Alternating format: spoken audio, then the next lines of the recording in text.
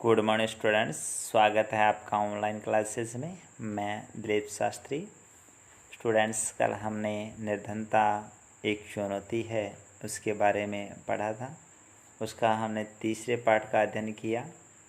आज हम उसी के फोर्थ पार्ट का अध्ययन करेंगे। स्टूडेंट्स, आपको बताया गया था निर्धनता क्या है।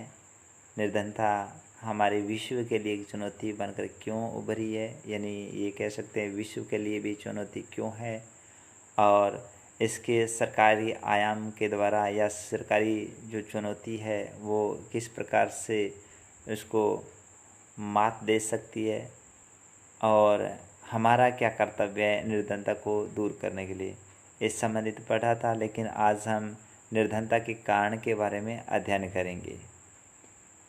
भारत में आज निर्धनता के कारण क्या है और विश्व में इस निर्धनता के कारण क्या है, इससे संबंधित अध्ययन करते हैं। भारत में व्यापक निर्धनता के अनेक कारण हैं। एक ऐतिहासिक कारण, सबसे बड़ा कारण क्या है? ब्रिटिश औपनिवेशिक प्रशासन के दौरान आर्थिक विकास का निम्न स्तर। जब ब्रिटिश शासक थे तो यहाँ औपनिवेश के द्वारा यहाँ प्रशासन का कार्य चलाते थे। वहाँ उस दौरान के आर्थिक विकास का जो स्तर था बहुत ही निम्न था। औपनिवेशिक सरकार की नीतियों ने पारंपरिक हस्तशिल्प कार्य को नष्ट कर दिया। यहाँ भारत के अंदर किसी प्रकार की जो हस्तशिल्प कला थी उसको नष्ट कर दिया, और विदेशी तकनीकी से जो वस्त्र आदि बनकर आते थे उससे इस भारत देश में इसका व्यापार करते थे। तो उद्योगों के विकास को हतोत्साहित किया गया। विकास की जो धीमी दर है 1980 के दशक तक जारी रही। इसके परिणाम स्वरूप रोजगार के अवसर है वो घटते गए, आय की वृद्धि दर गिरी। इसके साथ साथ जनसंख्या में उच्च दर में वृद्धि हुई, यानी कि जनसंख्या बढ़ती गई लेकिन आय हमेशा गिरती गई। इन दोनों के प्रति व्यक्ति आय की समृद्धि दर को बहुत कम कर दिया, यानी इन दोनों में, आय और जनसंख्या दोनों में देखा जाए तो समृद्धि दर बहुत ही कम कर दी थी। आर्थिक प्रगति को बढ़ावा और जनसंख्या नियंत्रण दोनों मोर्चों पर असफलता के कारण निर्धनता का चक्र बनता रहा। देखो, आर्थिक जो प्रगति है उसको बढ़ावा नहीं मिला, जनसंख्या पर नियंत्रण नहीं कर पाए। इस कारण से दोनों मोर्चों पर असफलता रही, और असफलता के कारण से सबसे बड़ी चीज़ क्या उभर कर आई? निर्धनता का चक्र बनकर आए। सिंचाई और हरित क्रांति के प्रसार में कृषि क्षेत्र के रोजगार के अनेक अवसर सृजित हुए। सिंचाई के क्षेत्र और हरित क्रांति का जो प्रसार हुआ था उसमें कृषि क्षेत्र में रोजगार के अनेक अवसर मिले थे या तैयार हुए थे, लेकिन इसका प्रभाव भारत के कुछ भागों तक ही सीमित था। इसका प्रभाव देखा जाए तो भारत के कुछ ही भागों में सीमित था। सार्वजनिक और निजी दोनों क्षेत्र में कुछ रोजगार उपलब्ध कराए गए थे। सार्वजनिक क्षेत्र में और निजी क्षेत्र में दोनों में उपलब्ध कराए, लेकिन ये रोजगार तलाश करने वाले सभी लोगों के लिए पर्याप्त नहीं थे। हर एक व्यक्ति है वो उस क्षेत्र में नहीं जाना चाहता था जहाँ उसकी रुचि नहीं है, तो हर एक व्यक्ति के लिए रोजगार तलाशना बहुत ही मुश्किल हो रहा था। शहरों के उपयुक्त नौकरी पाने में असफल अनेक लोग रिक्शा चालक, विक्रेता, गृह निर्माण श्रमिक, घरेलू नौकर आदि के रूप में कार्य करने लगे। अब धीरे धीरे के लोग, कुछ या नौकरी पाने के असफल लोग थे वो रिक्शा चलाने लगे, कोई विक्रेता बन गए थे, ठीक है, कोई घर निर्माण करने लगे थे, कोई घरेलू कार्य में लगे थे। इस प्रकार से कि अपना अपना काम है वो चलाने लगे। ये अनियमित और कम आय के कारण ये लोग महंगे के मकानों में नहीं रह सकते थे। इनकी क्या है, आय कम थी, जिस कारण से महंगे मकानों में नहीं रह सकते। वे शहरों के बाहर झुकी झोंपड़े रहने लगे। निर्धनता की समस्या मुख्य रूप से एक ग्रामीण परिघटना थी और नगरीय क्षेत्र में भी एक विशेषता बन गई थी। उच्च निर्धनता दर की एक और विशेषता आय असमानता। लोगों की आय समानता न करने से ये सबसे बड़ी समस्या उभर कर आई थी। इसका एक प्रमुख कारण भूमि और अन्य संसाधनों का समान वितरण, यानी भूमि और अन्य संसाधन है उसका समान वितरण नहीं था।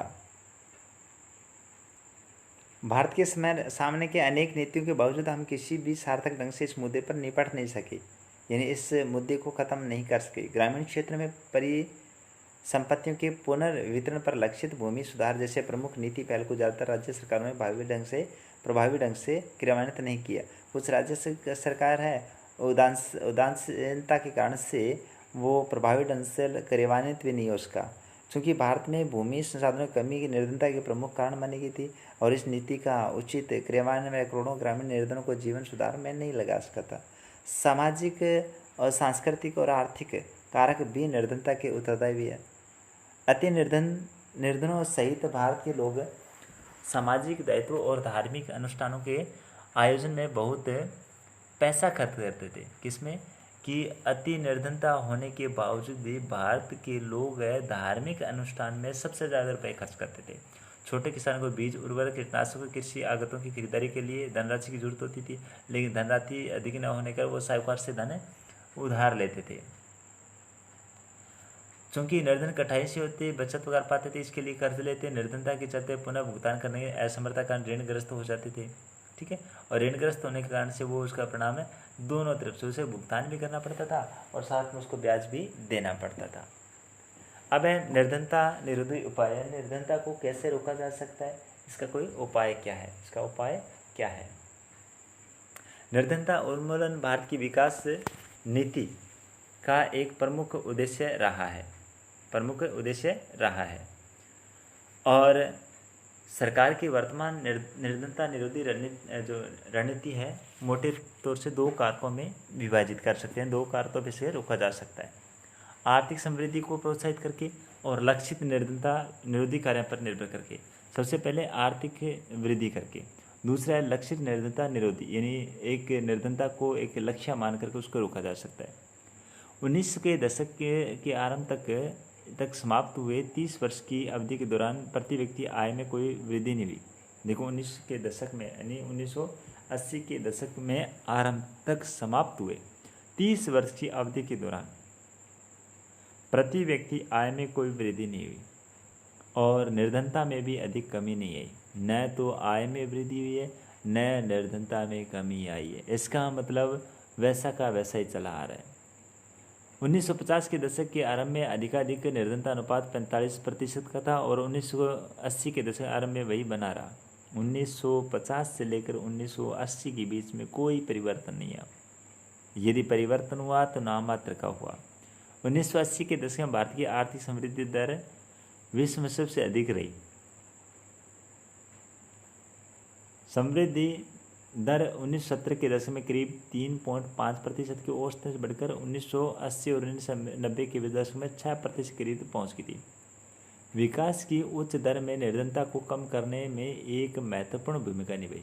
देखो, विकास के उच्च दर ने निर्धनता को कम करने में एक महत्वपूर्ण भूमिका निभाई। इसलिए यह स्पष्ट हो जाता है कि आर्थिक समृद्धि निर्धनता उन्मूलन के बीच एक घनिष्ठ संबंध है। देखो, आर्थिक समृद्धि और निर्धनता उन्मूलन दोनों के बीच में एक घनिष्ठ संबंध है। यदि आर्थिक समृद्धि होगी तो निर्धनता दूर होगी, यदि आर्थिक समृद्धि नहीं होगी तो निर्धनता कभी दूर नहीं हो सकती। मानव विकास में निवेश के लिए आवश्यक संसाधन उपलब्ध कराती है। देखो, मानव विकास में निवेश के लिए आवश्यक संसाधन उपलब्ध कराती है। यह शिक्षा में निवेश से अधिक आर्थिक प्रतिफल पाने में आशा के लोगों को अपने बच्चों को लड़कियों सहित स्कूल भेजने के लिए प्रोत्साहित करती है। देखो, यह शिक्षा में निवेश से अधिक शिक्षा में तो निवेश करते हैं, उससे अधिक आर्थिक प्रतिफल पाने की आशा के लोगों को अपने बच्चों को लड़कियों सहित स्कूल भेजने के लिए प्रोत्साहित करते हैं। बच्चों को लड़कियों सहित स्कूल भेजने के लिए प्रोत्साहित करते हैं ताकि सब पढ़ लिख कर कामयाब हो। जब तक शिक्षा ग्रहण नहीं कर पाएंगे तो किसी भी मुसीबत का हम सामना नहीं कर सकते। तो सबसे पहले तो हमें ज्ञान यानी शिक्षा की आवश्यकता है और शिक्षा की आवश्यकता होगी तो ऐसा नहीं होगा कि हम निर्धनता या किसी प्रकार की अन्य मुसीबत से घिरे रहेंगे। मतलब एक दिन हम अपनी तकनीकी से या शिक्षा के बल पर उससे बाहर निकल आएंगे। तथापि यह संभव है कि आर्थिक विकास में सृजित अवसरों से निर्धन लोग प्रत्यक्ष लाभ नहीं उठा सकते। देखिए, सृजित अवसर है उससे निर्धन लोग होते हैं, वो प्रत्यक्ष रूप से लाभ नहीं कमा सकते। इसके अतिरिक्त कृषि क्षेत्र में समृद्धि अपेक्षा से बहुत कम हो रही है। इसके अतिरिक्त कृषि क्षेत्र में समृद्धि अपेक्षा से बहुत कम रही है। निर्धनता पर इसका प्रत्यक्ष प्रभाव पड़ा क्योंकि निर्धन लोगों का एक बड़ा भाग गांव में रहता है। निर्धन लोग होते हैं उसका सबसे बड़ा भाग होता है वो गांव में रहता है और कृषि पर आश्रित रहता है, खेती करता है। इन परिस्थितियों में लक्षित निर्धनता निरोधी कार्यक्रम की स्पष्ट आवश्यकता है। यद्यपि ऐसी अनेक योजनाएं हैं जिनको प्रत्यक्ष या अप्रत्यक्ष रूप से निर्धनता कम करने के लिए बनाए गए। निर्धनता को कम करने के लिए प्रत्यक्ष और अप्रत्यक्ष दोनों तरीके से कुछ योजना बना रखी है। इनमें से कुछ का उल्लेख यहाँ करना आवश्यक है। महात्मा गांधी राष्ट्रीय ग्रामीण योजना, ग्रामीण रोजगार अधिनियम यानी मनरेगा, इसका उद्देश्य ग्रामीण क्षेत्र में आजीविका सुरक्षित करने के लिए हर घर के लिए मजदूरी रोजगार कम से कम 100 दिनों के लिए उपलब्ध कराना है और एक व्यक्ति को न्यूनतम मजदूरी 220 रुपये मनरेगा तहत मिलती है। इसका उद्देश्य है सतत विकास के लिए मदद करना ताकि सूखा, वन कटाई व मिट्टी के कटाव जैसी समस्याओं से बचा जा सके। इस प्रावधान के तहत 1/3 रोजगार महिलाओं के लिए सुरक्षित किया गया है। इस स्कीम के अंतर्गत 4.78 करोड़ 4,78,00,000 परिवार को 220 करोड़ प्रति व्यक्ति रोजगार उपलब्ध कराया गया है। इस स्कीम के तहत कितने 4,78,00,000 परिवार को यानी अंतर्गत परिवार को 220 करोड़ प्रति व्यक्ति रोजगार उपलब्ध कराया गया था। इस योजना के अंतर्गत अनुसूचित जाति, अनुसूचित जनजाति और महिलाओं का हिस्सा क्रमशः 23%, 17% और 53% है। कहने का मतलब इसमें भी जो प्रतिशतता है उसको भी निर्धारित किया गया है। औसतन रोजगार 2006-07 में 65 रुपये से बढ़ाकर 132 रुपये 2013-14 में कर दिया। केंद्र सरकार राष्ट्रीय रोजगार गारंटी कोष भी स्थापित करेगी। इसकी तरह राज्य सरकारें भी योजना के क्रियान्वयन के लिए राज्य रोजगार गारंटी कोष की स्थापना करेगी। अब देखियो कि 2006-07 के अंदर 65 रुपये से बढ़ाकर 132 रुपये पर डे की जो मजदूरी है वो निर्धारित की गई थी। आज कितनी है? आज मनरेगा के अंदर एक अकुशल जो मजदूर होता है उसकी 220 रुपये निर्धारित किए गए। राष्ट्रीय काम के बदले अनाज कार्यक्रम जिसे 2004 में देश के सबसे बड़े पिछड़े 150 जिलों में लागू किया गया था। फिर राष्ट्रीय काम के बदले अनाज राष्ट्रीय कार्यक्रम है जिसमें 2004 में देश के सबसे बड़े पिछड़े 150 जिलों में लागू किया गया था पूरे भारत देश में। यह कार्यक्रम उन सभी ग्रामीण निर्धनों के लिए है जिन्हें मजदूरी पर रोजगार की आवश्यकता है और वो अकुशल शारीरिक काम करने में इच्छुक है। इसका क्रियान्वयन 100% केंद्रीय वित्त पोषित कार्यक्रम के रूप में किया जाता है, यानी केंद्र सरकार जारी होता है और वित्तीय पोष कार्यक्रम के तहत इसको कहीं भी कोई कार्य करवा सकते हैं। और राज्यों को खाद्य निःशुल्क उपलब्ध करवाए जा सके, यानी राज्य के जो लोग हैं और उन खाद्य निःशुल्क उपलब्ध कराने का प्रावधान रखा गया। एक बार पुनः IEGA लागू हो जाए तो काम के बदले अनाज NFWP का राष्ट्रीय कार्यक्रम भी इस कार्यक्रम के अंतर्गत आ जाता है। राष्ट्रीय कार्यक्रम भी इस कार्यक्रम के अंतर्गत आ जाता है। अब विदेशी मूल सुविधाओं के लिए राज्य को अतिरिक्त केंद्र सहायता प्रदान करती है। देखिए मूल सुविधाएं उसके लिए राज्य सरकार को अतिरिक्त केंद्र सरकार भी सहायता प्रदान करती है। और एक और महत्वपूर्ण योजना अंत्योदय अन्न योजना, इसके बारे में आप अगले अध्याय में पढ़ेंगे विस्तारपूर्वक, लेकिन थोड़ी बहुत बता देता हूँ। इसके अंदर अंत्योदय अन्न योजना जो लागू की है वो गरीबों के लिए की गई है, गरीबों के लिए की गई है। अभी एक रसोई योजना लागू की है। रसोई योजना इसका मतलब है कि ग्रामीण क्षेत्र में या शहरी क्षेत्र में जो 2 वक्त की रोटी नहीं कमा सकते उनके लिए योजना लागू की थी। इन कार्यक्रमों के मिले जुले परिणाम हुए और उनके कम प्रभावी होने का एक मुख्य कारण उचित क्रियान्वयन और सही लक्ष्य निर्धारित करने की कमी है। इन कार्यक्रमों में मिलते जुलते परिणाम मिलते हैं और इसमें प्रभावी सबसे बड़ा क्या है, उचित कार्यान्वयन और सही लक्ष्य निर्धारित करने की कमी है। इसके अतिरिक्त कुछ योजनाएं परस्पर व्यापी भी है, विस्तृत भी है। अच्छी नीयत के बावजूद इन योजनाओं का लाभ उनके पात्र निर्धनों को पूरी तरह नहीं मिल पा रहा। देखिए अच्छी नीयत के बावजूद भी इन योजनाओं का लाभ है वो निर्धन लोगों को या पात्र लोगों को नहीं मिल पा रहा है। हाल ही में वर्षों में निर्धनता उन्मूलन कार्यक्रम उचित परिवीक्षण पर अधिक बल दिया गया था। कहने का मतलब है कि जो निरीक्षण है उसका विस्तार पूर्वक एक क्षेत्र मान करके और उस पर अत्यधिक बल दिया गया था।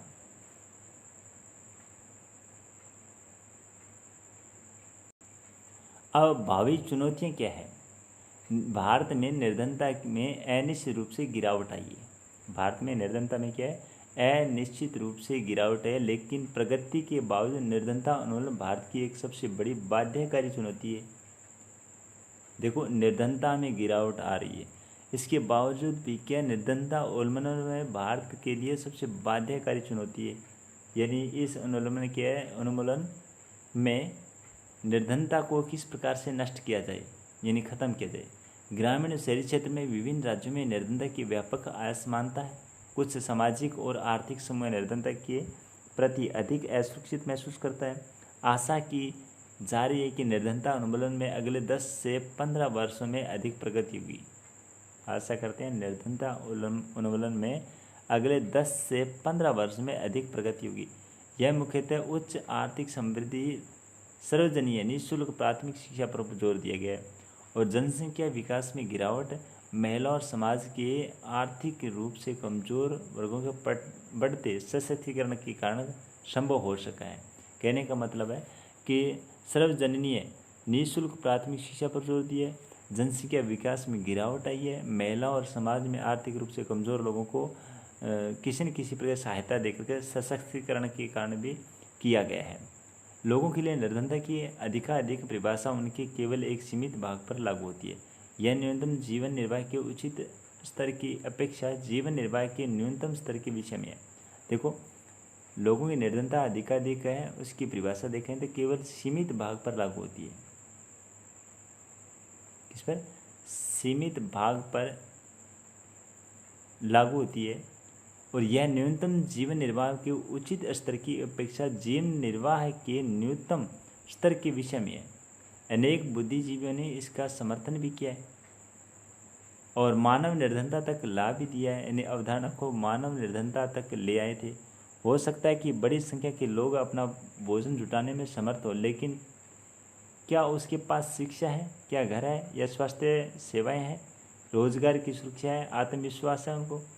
यदि ये सब कुछ है, कहने का मतलब उनके पास में आत्मविश्वास है, उनके पास में सुरक्षा है, ठीक है।